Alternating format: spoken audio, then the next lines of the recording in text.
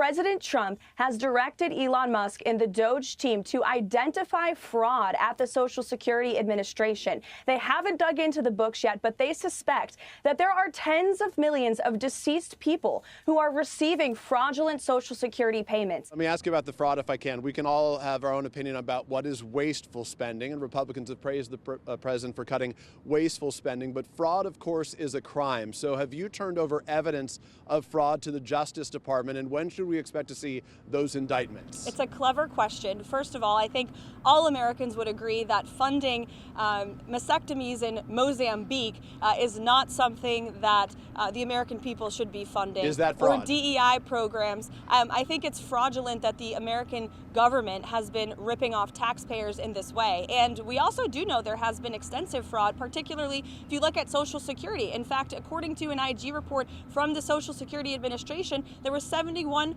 billion worth of fraud in one single fiscal year that we know about. And so that is a lot of fraud, Peter, that the government has admitted to. So this administration is committed to finding even more of that fraud, waste, and abuse. To be clear, that $71 billion was from 2015 to 2022, so it wasn't in just 1 year, and it was in $71 billion.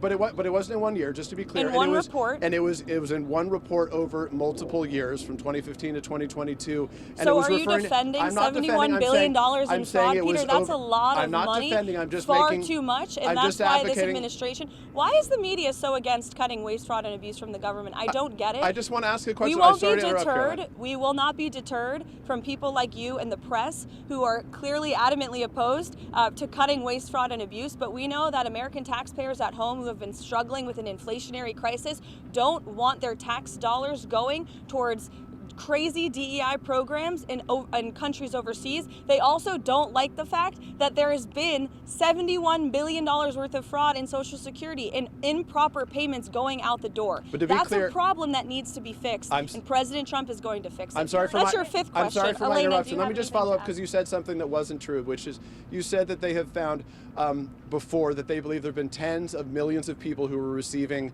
money who are dead on the Social Security list. The same report that you referred to said that almost Peter, none of those individuals are receiving money. Peter, did you watch the full clip of the interview that I did when I said that? I did watch the clip, and we've played it, correct. And I said there are a lot of unanswered questions, and we suspect there could be tens of millions of people. And I'm saying the IG report says that almost none of them. What I said is not true. In fact, it was true.